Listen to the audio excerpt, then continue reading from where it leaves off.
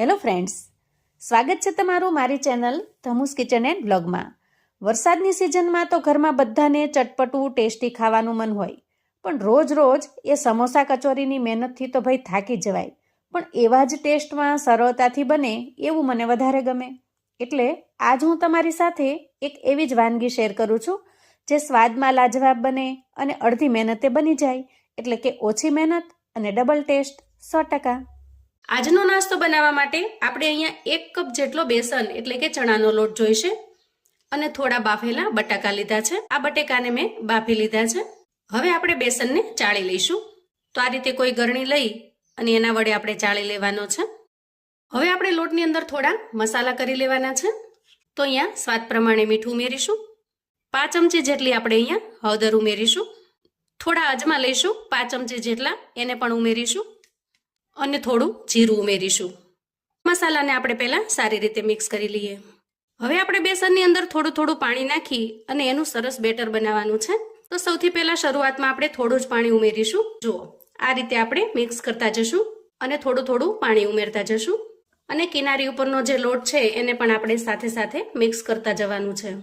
અહીંયા આપણે સરસ રીતે મિક્સ કરી લીધું છે અને જે કપથી આપણે બેસન લીધેલો છે ત્યાં એક આખો કપ ભરી અને પાણી આપણે આમાં ઉમેર્યું છે.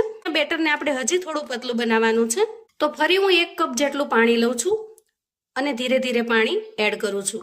શરૂઆતના સમયમાં આપણે પાણી ઓછું એટલા માટે નાખવાનું હતું કે જો એક સાથે જાજુ પાણી નાખી દઈએ તો જે બેસન છે એના ગાંઠા વળી જાય અને પછી એને મિક્સ કરવામાં ખૂબ વાર લાગી જાય. તો ફરી આપણે 1 કપ પાણી વાપર્યું છે. એટલે કે 1 કપ બેસનની સામે આપણે અહીંયા 2 કપ પાણી નાખી અને એકદમ સરસ ઘોળ બનાવીને તૈયાર કરી લીધો છે. આવી રીતે એકદમ પતલો ઘોળ બનાવીને તૈયાર કરવાનો છે. ગેસ ઓન કરી ગેસ પર મેં એક કડાઈ મૂકી દીધી છે.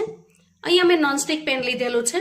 તો તમારે નોનસ્ટિક પેન અથવા તો કોઈ જાડા તળિયાની કડાઈ લેવાની અને પેન થોડું ગરમ થાય એટલે આ રીતે તૈયાર કરેલા બેટરને આપણે થોડું પહેલા મિક્સ કરી લેવાનું, જેથી કરીને બેસન જો નીચે બેસી ગયો હોય તો એ ગોળની અંદર સારી રીતે ભળી જાય અને પછી પેનમાં એડ કરી દેવાનું. હવે બેટરને આપણે સ્પેચ્યુલાની મદદથી ચલાવતું જવાનું છે અને ગેસની ફ્લેમને આપણે ધીમી રાખવાની છે. આ રીતે ધીમે ધીમે ચલાવતું જવાનું છે જેથી કરીને નીચે ચોંટી ન જાય અને એક સરખું મિશ્રણ બનીને તૈયાર થાય. ચલાવવાનું બંધ કરશો તો મિશ્રણ નીચે ચોંટી જશે. એટલે બિલકુલ બંધ કર્યા વગર આ રીતે એકદમ સરસ રીતે ચલાવતું જવાનું. હવે તમે જુઓ, માત્ર 2 મિનિટની અંદર જ મિશ્રણ એકદમ સરસ ઘાટું થવા લાગ્યું છે. અહીંયા મિશ્રણનો કલર ચેન્જ થાય ત્યાં સુધી એને મિક્સ કરતું રહેવાનું છે. તો જુઓ, અહીંયા તમે જોશો કે ધીરે ધીરે એનો કલર ચેન્જ થઈ ગયો છે. એકદમ જે લાઇટ યલો હતો એમાંથી ડાર્ક યલો બન્યો છે. જુઓ, આ સ્ટેજે આપણે ગેસની ફ્લેમને બંધ કરી દેવાની છે. આ રીતે લોટ છે એ થોડો ચમકવાળો થઈ જાય અને એનો કલર ચેન્જ થઈ જાય, એકદમ લાઇટમાંથી થોડો ડાર્ક બની જાય ત્યાં સુધી જ આપણે એને ગેસ પર રાખવાનો છે. હવે આ મિશ્રણને આપણે થોડું ઠંડુ થવા દઈએ. સામાન્ય તાપમાન પર આવે, આપણે એને અડી શકીએ એવું બને ત્યાં સુધી એને ઠંડુ થવા દઈએ. હવે જુઓ, આ બાફેલા બટેકાને આપણે મેશ કરી લેવાના છે. બટેકાની સાઈઝ જો થોડી મોટી હોય તો તમારે એને ખમણી લેવાના અથવા તો આ રીતે મેશરથી મેશ કરી લેવાના. હવે આપણે એક મિક્સિંગ બાઉલ લઈશું અને આ ઠરી ગયેલા મિશ્રણને મિક્સિંગ બાઉલમાં ટ્રાન્સફર કરીશું. તો જુઓ, અહીંયા મિશ્રણ સામાન્ય તાપમાન પર આવી ગયું છે. આપણે એને અડી શકીએ એવું ઠંડુ થઈ ગયું છે. આપણે અહીંયા મિશ્રણને બહુ ઝાઝી વાર માટે ઠરવા પણ નહીં દઈએ, કેમ કે નહીતર પછી એ કઠણ થઈ જશે. હવે આપણે આના અંદર 1 કપ ભરીને મેશ કરેલા બટેકા ઉમેરીશું. જુઓ, 1 કપ બેસનની સામે આપણે અહીંયા 1 કપ જેટલા બાફેલા બટેકા લીધા છે. હવે આપણે અહીંયા થોડા મસાલા કરી લેવાના છે. બટેકાના ભાગનું મીઠું ઉમેરીશું. તીખાશ માટે અહીંયા થોડું લાલ મરચું અડધી ચમચી જેટલું ઉમેરીશું. 5 ચમચી ગરમ મસાલો ઉમેરીશું. ગરમ મસાલાનો ટેસ્ટ આના અંદર ખૂબ જ સરસ આવે છે. જો શક્ય હોય તો ગરમ મસાલો સ્કીપ ન કરતા. અને કોથમીર એડ કરીશું. તો કોથમીરનું પ્રમાણ થોડું વધારે રાખીશું. એનો ટેસ્ટ અને લુક બંને સરસ લાગશે. અડધી ચમચી જેટલી થોડી અમથી ખાંડ ઉમેરીએ. જો તમને ખાંડ ન ફાવે તો તમે સ્કીપ પણ કરી શકો છો. અને ત્યાર પછી એકદમ સરસ ખાટો મીઠો ટેસ્ટ લાવવા માટે આપણે અહીંયા અડધા લીંબુનો રસ ઉમેરીશું. તો ખાંડ અને લીંબુ ઉમેરવાથી એકદમ સરસ ખાટો મીઠો ટેસ્ટ આવશે. હવે આપણે આ બધી જ વસ્તુને સારી રીતે મિક્સ કરી લઈએ.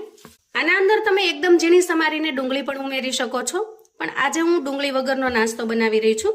તમને જો ફાવે તો તમે થોડી અમથી એક નાની ડુંગળીને ઝીણી સમારી અને આના અંદર ઉમેરી શકો છો મિશ્રણમાં. બાફેલા બટેકા અને બેસનનું મિશ્રણ આ બધું જ સારી રીતે મિક્સ થઈ ગયું છે. હવે આપણે આવી કોઈ પ્લેટ લેશું અને પ્લેટને ઓઇલથી ગ્રીસ કરી લેશું. હવે તૈયાર કરેલા મિશ્રણને આપણે પ્લેટની અંદર ટ્રાન્સફર કરીશું. ખરેખર મિત્રો આ રીતે તમે ક્યારેય જો નાસ્તો ન બનાવ્યો હોય તો આજે વિડીયો પૂરો જોજો અને એક વખત ચોક્કસથી બનાવજો, કેમ કે નાસ્તો ખૂબ જ ટેસ્ટી અને એકદમ મજેદાર બને છે. આ રીતે સ્પેચ્યુલાની મદદથી આપણે બધી જ જગ્યાએ સારી રીતે ફેલાવી દેવાનું છે, એક સરખું રહે એમ. અહીંયા જરૂર પડે તો થોડો હાથ તેલવાળો કરી અને આ રીતે આપણે દબાવી દેવાનું. હવે આપણે આ પ્લેટને ફ્રીજમાં મૂકીશું, ખાસ કરીને ફ્રીઝરમાં, જેથી કરીને ઝડપથી સેટ થઈ જશે અને સેટ થયા પછી જ આપણે એમાંથી પીસ કરીશું. તો જુઓ, અંદાજે 10 મિનિટ સુધી મેં આ પ્લેટને ફ્રીઝરની અંદર રાખેલી છે. બેટર ખૂબ સારી રીતે સેટ થઈ ગયું છે. હવે આપણે પીસ કરી લઈએ. નાસ્તો એકદમ યુનિક અને અલગ છે. હવે અહીંયા હું તમને પીસ કાઢીને બતાવું. જુઓ, એકદમ આરામથી પીસ થઈ જશે. એકદમ સરસ, જાણે મીઠાઈના બટકા પડતા હોય એવી રીતે બટકા પડી જશે. આ પીસને આપણે એક ટ્રેની અંદર કાઢી લઈએ. જુઓ, આ રીતે આપણે પીસ અલગ કરી લીધા છે. આ નાસ્તાને તમે સિમ્પલી આ રીતે પણ ખાઈ શકો છો. એકદમ ટેસ્ટી લાગે છે, કોઈ પણ ચટણી સાથે અથવા ચાની સાથે, અથવા તો વિધાઉટ ચટણી, કોઈ પણ ચટણી વગર પણ આ નાસ્તો તમને આમનામ પણ ખૂબ જ પસંદ આવશે. પણ આજે આપણે બનાવીશું એકદમ યુનિક અને સાવ અલગ. હવે આપણે ગેસ ઓન કરી ગેસ પર એક પેન મૂકીશું અને પેનની અંદર એક નાની વાટકી જેટલું તેલ ઉમેરીશું. આ નાસ્તાને તમે ડીપ ફ્રાય પણ કરી શકો છો, શેલો ફ્રાય પણ કરી શકો છો. આજે આપણે આ નાસ્તાને શેલો ફ્રાય કરીશું. એકદમ ઓછા તેલની અંદર ખૂબ જ સરસ બનીને તૈયાર થશે. હવે જુઓ, તેલ થોડું ગરમ થાય એટલે ગેસની ફ્લેમને મીડિયમ કરીશું અને તૈયાર કરેલા પીસને આપણે તેલમાં એડ કરીશું. આ રીતે આપણે થોડા છૂટા છૂટા પીસ મૂકીશું, જેથી કરીને એની કિનારી સુધી સારી રીતે શેકાઈ જશે. હવે આપણે નાસ્તાની નીચેની સાઈડ એકદમ સરસ બ્રાઉન કલરની થાય ત્યાં સુધી આ રીતે થવા દેવાનું છે અને ત્યાં સુધી આપણે એને બિલકુલ અડવાનું નથી. અહીંયા નાસ્તો નીચેથી સરસ ક્રિસ્પી થઈ ગયો છે. આપણે એની સાઈડ ચેન્જ કરી લઈએ. તો જુઓ, આ રીતે બંને બાજુ એકદમ સરસ ક્રિસ્પી થઈ જાય ત્યાં સુધી આપણે એને શેલો ફ્રાય કરી લેવાના છે. અહીંયા ગેસની ફ્લેમને આપણે બંધ કરીશું અને નાસ્તાને સર્વ કરી લઈશું. તો મિત્રો, આજની મારી મહેનત જો તમને થોડી ઘણી પસંદ આવી હોય તો વિડીયોને એક લાઇક ચોક્કસથી કરજો અને ચેનલ પર જો તમે નવા છો તો ચેનલને પ્લીઝ સબસ્ક્રાઈબ કરજો. નાસ્તો ઉપરથી ક્રિસ્પી અને ખૂબ જ સ્વાદિષ્ટ બને છે.